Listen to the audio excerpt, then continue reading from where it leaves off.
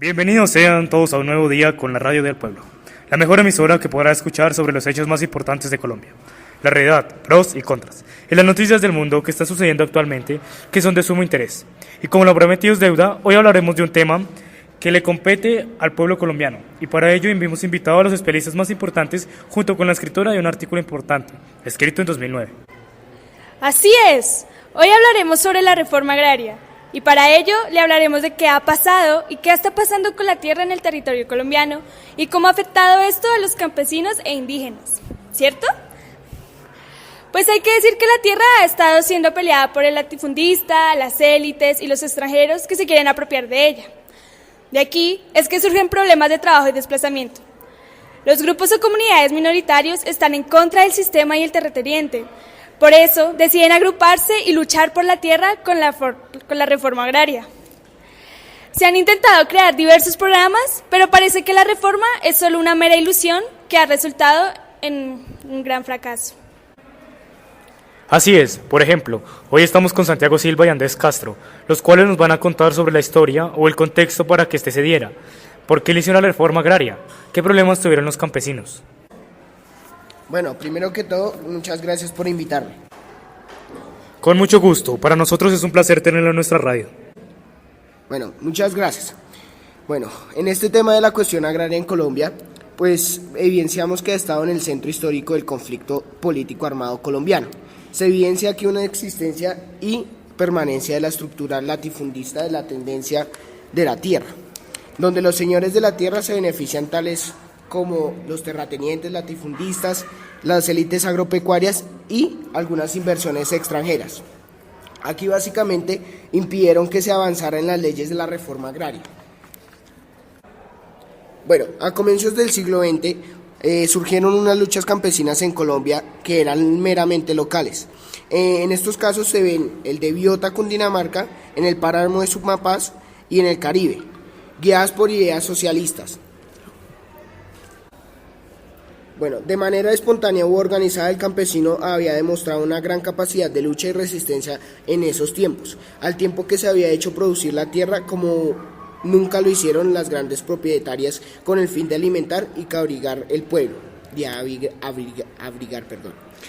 Bueno, a comienzos de este siglo, las luchas locales, como en estos casos que ya mencioné, se vieron fuertemente afectados por ideas socialistas que fueron causantes de la creación política del campesinado colombiano.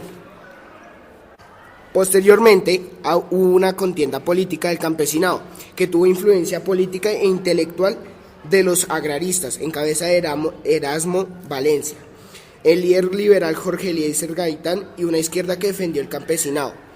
En estas tesis centrales se ve que ellos tenían tres corrientes campesinadas que planteaban tres formas de corrientes, ¿sí? La primera de ellas era el bienestar nacional, que dependía de los agrarios, que era el lema agrarista de Erasmo Valencia. El segundo, propuesto por Gaitán, tenía una economía regulada y una intervención del Estado con criterio social. Y el último, propuesto por el campesinado, demandaba una revolución agraria y antiimperialista dirigida por la clase obrera. Posteriormente a esto, hubieron tres periodos fundamentales en esta primera mitad del siglo XX. El primero fue en 1930 con la lucha de masas que permite la conquista al movimiento popular. Después, en 1942, se constituyó la Federación Campesina e Indígena dentro de la Confederación, logrando articular las luchas étnicas y culturales de los pueblos indígenas con la lucha de clases.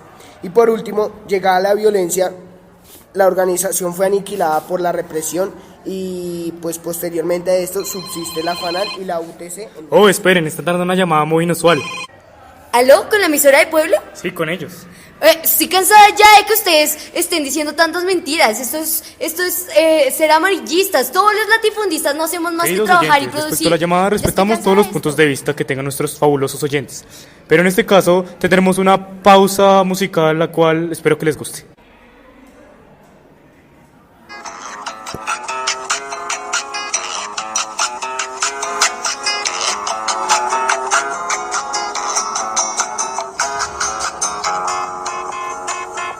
Sobre el manto de la noche noche está la luna chispeando. Estás escuchando esto en la emisora del pueblo. Sobre el manto de la noche está la luna chispeando. Así brilla fulgurando para establecer un fuego. Esta canción es de Inti Illimani. Se llama La Samba Lambo.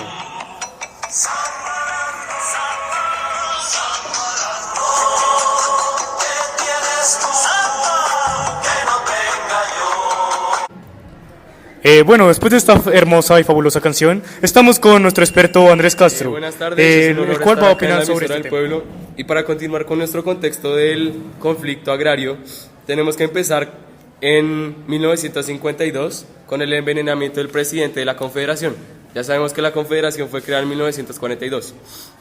En 1961, 9 años después, se dio la lucha por la reforma agraria, que la disputaron la Confederación. En 1964 se dio el ataque Marquetalia, un ataque del gobierno hacia unos campesinos que se estaban desmovilizando de las armas. Gracias a esta masacre se crea las FARC como respuesta. Los campesinos luego se unirían al ELN al ver que marchar en el pueblo no servía y el gobierno empezó a desplazar los campesinos. Posteriormente se empiezan a asesinar líderes campesinos e indígenas, como lo son Martín y Valentín. En 1988 se crean nuevos sindicatos para intentar mitigar estos efectos. Bueno, muchas gracias, Para Andrés recordar, Castro. yo soy A Andrés continuación Castro. vamos con la escritora del artículo La cuestión agraria en Colombia, con la ambientalista Tatiana Roa. Bienvenida, Tatiana. Buenas, muchas gracias por la invitación. Pues muchas gracias por estar aquí. Tengo una pregunta para usted que es sobre el artículo y es ¿cuál es el problema que ve en el país según lo que escribió? Bueno, pues la cuestión agraria ha estado en el centro del histórico conflicto político armado en Colombia. Y este conflicto es claramente la disputa por la tierra, por su control y su apropiación. También es muy evidente la existencia y permanencia de la estructura latifundista de la tenencia de la tierra, concentrándose en los terratenientes, en las élites agropecuarias y en los inversionistas extranjeros. Qué pena, estoy algo... y a estos... ay, no, eso está peor. Y ellos son los que acaparan las tierras. Entonces, por lo tanto, ellos les interesa proteger pues únicamente sus intereses. Por ejemplo, se ve el coeficiente de Gini en que el 62% de la tierra le pertenece al 0,4% de los colombianos. Pues una cifra aterradora. Además, se ve que en Colombia, América Latina, está en el segundo lugar del puesto en desigualdad. El asunto es que mientras no se resuelvan los conflictos de tierra en el país, estos traerán retroceso en el desarrollo, conflicto armado, como ya se ha visto, junto con mayor desigualdad y malestar social. La economía del país a futuro no vislumbra muchas mejoras. Pero entonces se ve cómo esta élite ha estado dispuesta a reprimir, desplazar y eliminar a todo aquel que se le oponga. Y se ve la verdad del país. A quienes se les apoya y se les subsidia es a los que no lo necesitan. Por ejemplo, como había explicado en el artículo, en 1972 el acuerdo del Chicoral es una contrarreforma. Y también la creación de los grupos de autodefensas. Además, por ejemplo, las élites agrarias crean organizaciones de asociaciones de productores para así quedarse con la plata y los subsidios de la reforma agraria, o en su defecto crean contrarreformas para evitar que se genere un desarrollo en el país y una mejora para los campesinos. Además, según la ONU, tenemos 3 millones de personas Pero desplazadas. según todo No lo que puede usted ser. dice, ¿cuáles son las alternativas para la situación? Sí, pero todo no puede ser negativo. Bueno, claro, de ahí la importancia de la reforma agraria, la protección de los campesinos y de sus movimientos.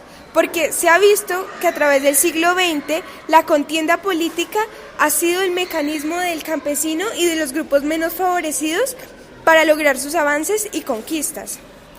Además, pues me siento muy esperanzada en el proceso de paz que se está llevando a cabo. Espero que se promuevan políticas públicas de revalorización para el campesinado y que se realicen verdaderamente profundas transformaciones en la cuestión agraria. Además de que se dé una base firme para la autonomía y soberanía alimentaria, y pues que la paz pase a los campos. Además, por ejemplo, debemos seguir fortaleciendo los movimientos sociales colombianos ligados a la tierra y a la naturaleza. Entre ellos se encuentra la Minga de los Pueblos. Y seguir promoviendo lo que fueron las reformas agrarias. Si miramos a nivel histórico, en 1961 se dio una muy buena llamada la Ley 135. Y además, en 1994 se dio el Sistema Nacional de Reforma Agraria y Desarrollo Rural Campesino. Además, se han empezado a destapar cosas como la olla podrida del programa Agroingreso Seguro. Mejorías para el país. Ahora, muchísimas gracias, Tatiana. Gracias por estar con nosotros en la Radio del Pueblo. A continuación, para finalizar, los vamos a dejar con otra intervención musical. Espero que les guste.